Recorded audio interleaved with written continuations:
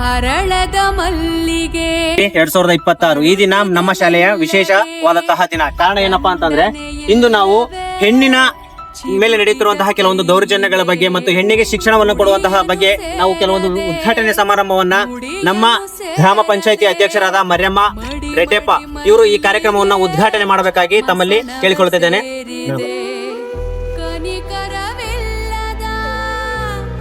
ಕೊಡ್ತೀವಿ. ಹೆಣ್ಣಿಗೆ ಏನಾದರೂ ತೊಂದರೆ ಆದರೆ ನಾವು ಸಹ ಅದರ ಬಗ್ಗೆ ಹೋರಾಟವನ್ನು ಮಾಡಲು ನಾವು ಸದಾ ಸಿದ್ಧರಾಗಿರ್ತೇವೆ. ಅಧ್ಯಕ್ಷರು ಸಹ ಹೆಣ್ಮಕ್ಳಿದ್ದಾರೆ ಮತ್ತು ಪಿಡಿಒ ಸಹ ಹೆಣ್ಮಕ್ಳಿದ್ದಾರೆ. ನಮಗೊಂದು ಶಕ್ತಿ ಇದ್ದಂಗೆ ಹೆಣ್ಮಕ್ಕಳ ವಿದ್ಯಾಭ್ಯಾಸದಲ್ಲಿ ಬಹಳಷ್ಟು ಮಹತ್ವವನ್ನು ವಹಿಸಿದ್ದಾರೆ.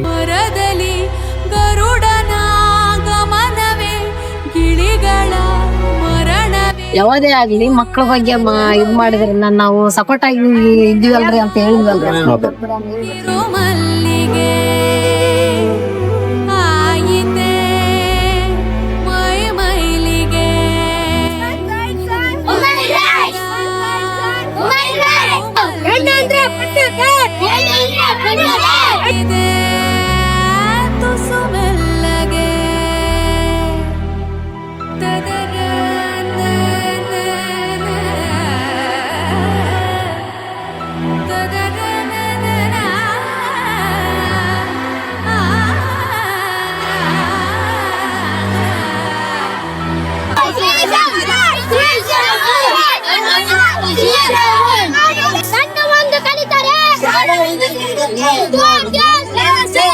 ಇವತ್ತು ರಾಷ್ಟ್ರೀಯ ಹೆಣ್ಣು ಮಕ್ಕಳ ದಿನ.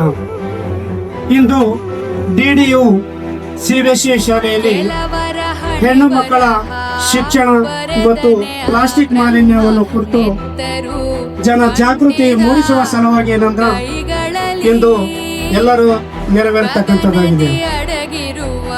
ಹೆಣ್ಣು ಎಂದರೆ ಒಂದು ಪ್ರಕೃತಿ, ಹೆಣ್ಣು ಎಂದರೆ ಒಂದು ಸಮಾಜದಲ್ಲಿ ಒಂದು ಒಳ್ಳೆಯ ಸ್ಥಾನಮಾನವನ್ನು ಒಳ್ಳೆಯ ಹುದ್ದೆಯಲ್ಲಿ ಪಡೆಯುವುದರ ಮೂಲಕ ಶಿಕ್ಷಣ ಕೊಡಿಸಬೇಕೆಂದು ತಮ್ಮಲ್ಲಿ ವಿನಂತಿಸಿಕೊಳ್ತಕ್ಕಂಥದ್ದು.